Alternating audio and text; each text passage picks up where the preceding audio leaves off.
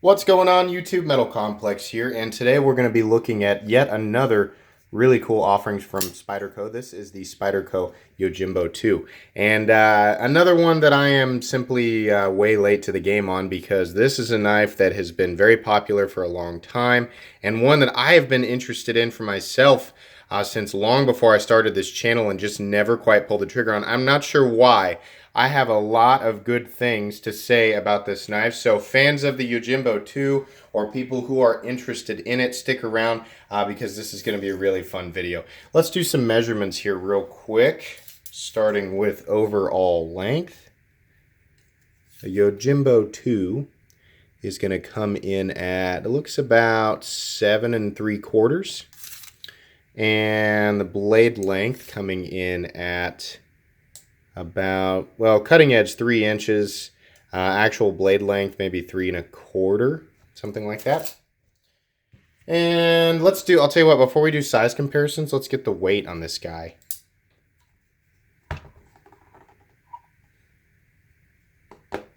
Overall weight coming in at 4.16. Let's give it another go. 4.09. Let's give it one more go. 4.13, somewhere in there. All right, let's do some size comparisons here real quick. Ugh. Heavy detent on that guy. We'll talk about that. First up, of course, we have the Ontario Rad Model 1 coming in at 8.6 inches overall. And second up, we've got the Spyderco Paramilitary 2, which is probably the most interesting size comparison we're going to do here.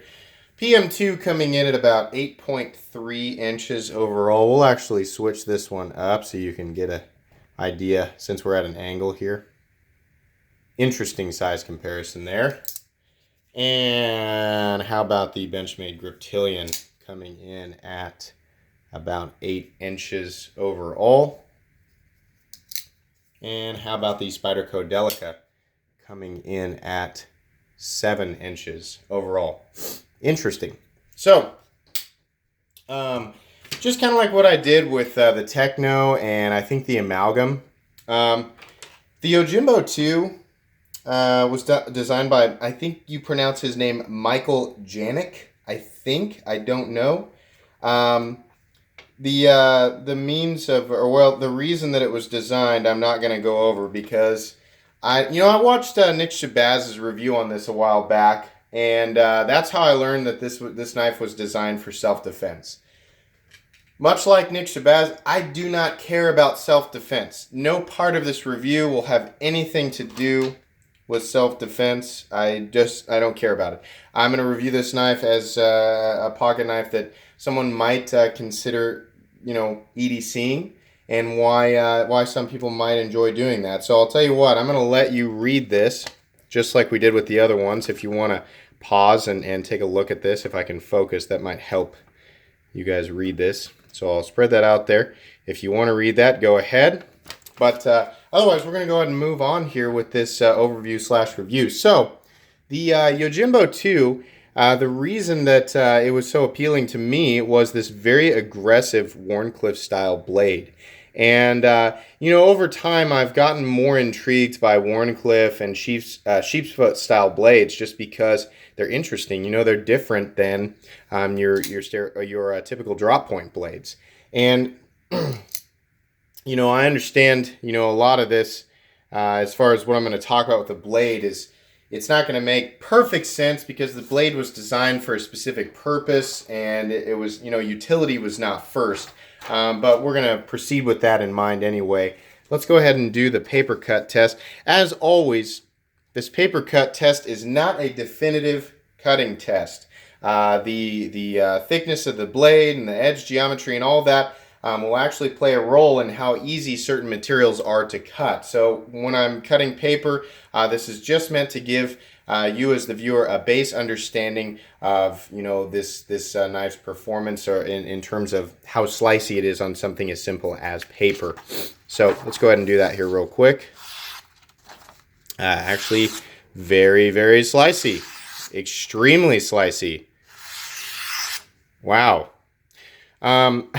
I know it always seems like I'm really impressed, but I just thought without there being belly in that knife, I'm learning, guys, I'm not a professional when it comes to, blade geometry or anything like that. But I'm learning about how different grinds, how they want to pass through different materials. Now, of course, like I said, that performance is going to change depending on what you're cutting through.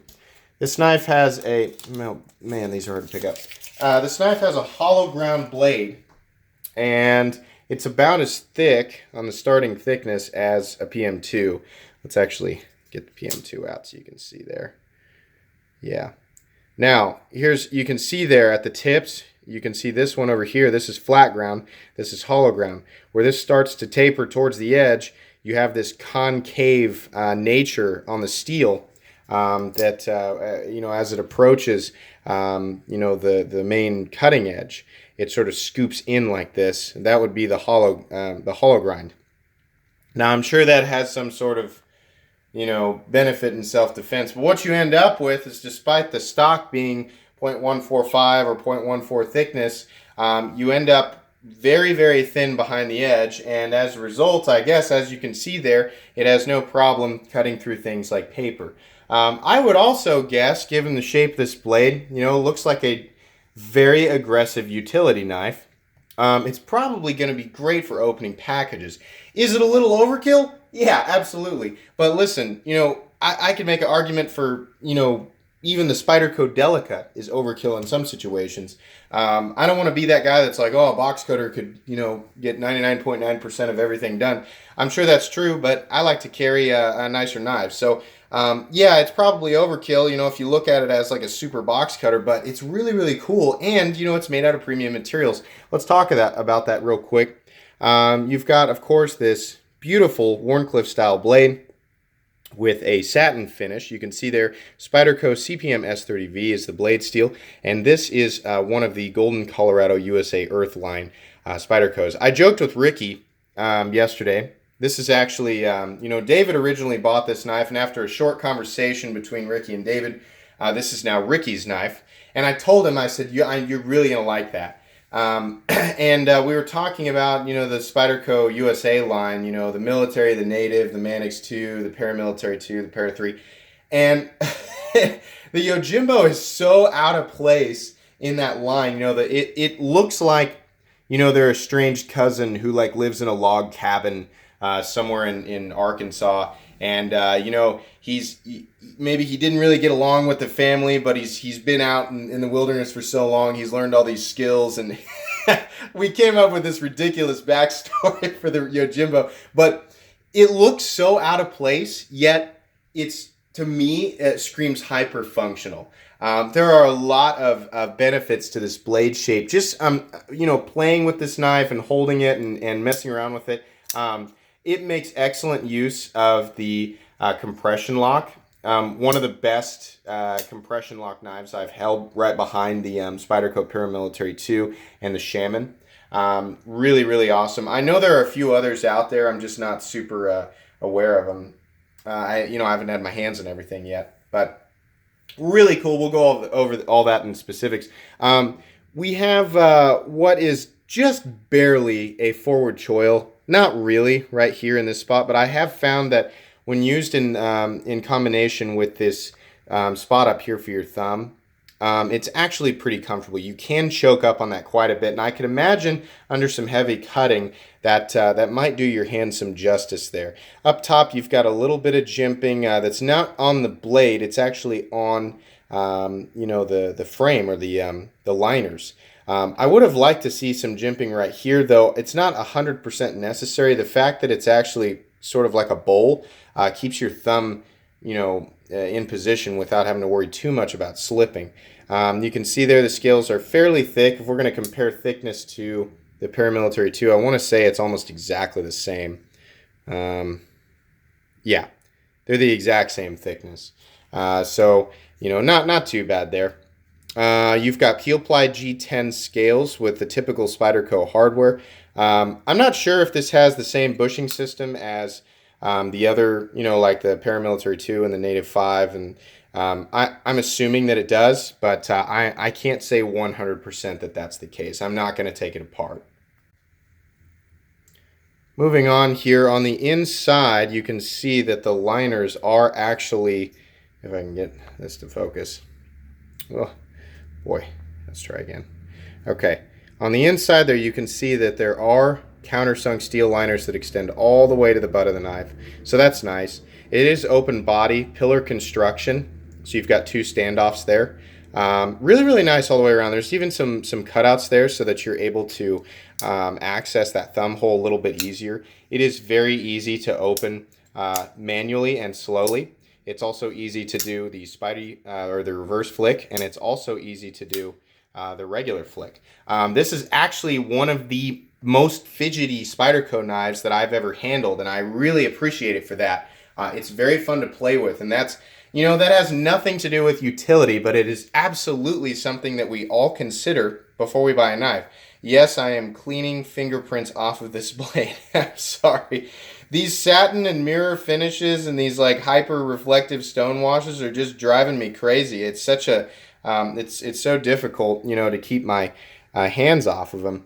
But yeah, this knife absolutely does have that fidget factor that we have come to love from Spyderco knives, and it makes this exceptionally fun, partially because it's just so weird looking. But, like I said, you have a knife that is not, it's not really a huge knife. It's kind of a medium-large knife. In terms of real estate in the pocket, it is going to take up a decent chunk of room. It's kind of a fat or a tall knife.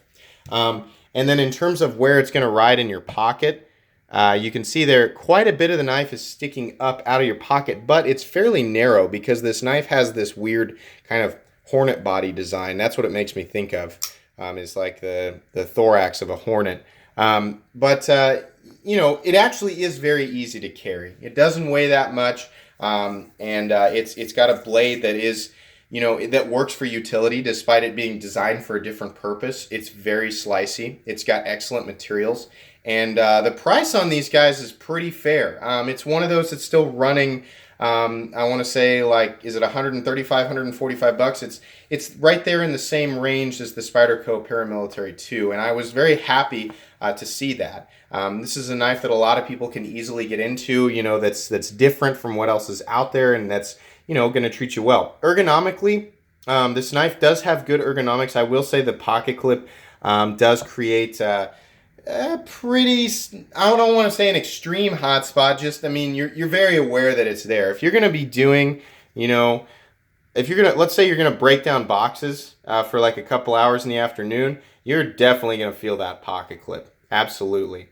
It is four-way positionable, right or left-handed, but this is a compression lock that is built for the right hand, so lefties are going to have a little bit of an issue with that. But yeah, the pocket clip's definitely going to create a little bit of a hot spot. Fortunately, it is the standard Spyderco 3-hole clip, so I know there's like a ton of aftermarket clips out there, and I'm sure there's one that might make that a little bit easier. There's really only one other thing. Oh, we didn't talk about the detent. So this knife, and I don't know if all Yojimbos are like this knife has a pretty heavy detent. Let's see if we can focus here real quick. Give you an idea of that detent. It really wants to pull that blade in. That is a very, very heavy detent versus, like, say, the PM2. The PM2's is much lighter. I would say literally half of the feeling that I'm getting from the Yojimbo. Now, what that creates is a situation where if you're doing the reverse flick, you have to really give it some force. Now, I'm sure that this will break in over time. That's the nice thing is the blade's going to stay in place. It does create a situation where you really have to put some force into it if you're going to reverse flick it or flick it in any way, shape, or form. The knife did come absolutely 100% perfectly centered, so that's great. One other thing that I wanted to talk about here, because really this whole video is just going to be, pretty positive all the way around. I know that this is probably part of the design philosophy for the self-defense thing, but the tip is extremely aggressive. It is so pointy at the end. Let me zoom in here. That is a very, very sharp tip, very razor bladey tip. You can see how thin that gets. And that's because of the angle that it drops out here and this hollow grind. Now, you know, I wish, and it's just me thinking in terms of EDC, I wish that they maybe dropped it and brought it more like this, or, you know, to keep the total length, maybe brought this out more and then dropped it and made it more of a sheep's foot tip. I know that, you know, that would generally require belly. But just more of a drop on the nose, you know, not quite so aggressive towards the tip. I would have really liked that, and it would have made it easier. Or actually, it would have just put more confidence in the tip strength with me. You know, like I said, the combination of the hollow grind and this very aggressive angle here creates for a tip that might, you know, if you're going to use this every day, you're going to have to be cognizant of that, because that is a tip that can break. Depending on what you're doing with it. So just keep that in mind. It's very, very thin at the tip. But other than that, you know, this is really, truly an excellent knife. I don't really have, you know, too many things that I can complain about the knife all the way around. You know, the fit and finish is great. The price is great. The fact that it's made in the United States is great. I love the materials. I love the way it functions. I love the way it looks, the way that it carries. This is just an awesome knife all the way around. And I absolutely can recommend this knife for EDC. I think it fits right into this perfect, you know, range for a lot of people. The handle's plenty big to get your hands around. It's odd looking. You know, that's the thing that's going to be polarizing for people. It's either going to be intriguing and appealing to you, or you're going to think that it's ridiculous. The funny thing is that I think most Spyderco knives in general are really ugly, like the PM2. Now, the Yojimbo is just different enough to where it's like, to me, it's an attractive looking knife. Because it's, you know, like before I knew a lot about Spyderco, I could pick out a Spyderco because a lot of them to me looked like the Paramilitary 2 or the Mannix 2, you know. But if I saw the Yojimbo, if I didn't see the Spyderco emblem on there back when I was first getting into all this, I would have thought maybe that's, you know, a totally different manufacturer, because it's weird and it's different. You know, it stands out to me in the Spyderco lineup. And I think that may have been what originally, you know, got me interested in it. But really, really cool. I suggest that you check this knife out, especially at the price point if you haven't. I know that there is an upgraded version of this knife is it Peel Ply carbon fiber in 20 CV? That's pretty cool. It's a lot of money though. I want to say it's like 200, it's over maybe right around $200 or maybe a little bit more. That is pretty cool. I don't know, you know, if that one was totally worth it to me, but the S30V one, absolutely. Very, very cool knife, very interesting, very slicey. Let's go ahead and let's slice that paper some more. That was awesome. Maybe, I don't know if you guys like watching someone cut paper as much as I love cutting paper, but I was just I was very impressed with this blade. Very easy to manipulate this blade through paper. Really, really cool. That's just very surprising to me that the knife, a knife that does not have belly, and then it's ground like that, it would be that easy to manipulate through paper. Obviously, it's no mystery that it's going to cut, but that's really neat. I like finding stuff out like that. But anyways, guys, that's pretty much going to be it for today's video. I hope you enjoyed, and if you did, please leave a like. If you'd like to check out my other content, I do, of course, have lots of videos of knives that are either expensive or inexpensive that I do or don't like, so check those out. And if you enjoy all my content, then please subscribe to my channel, because there is definitely more coming. Thanks again for watching, everybody, and have a great day.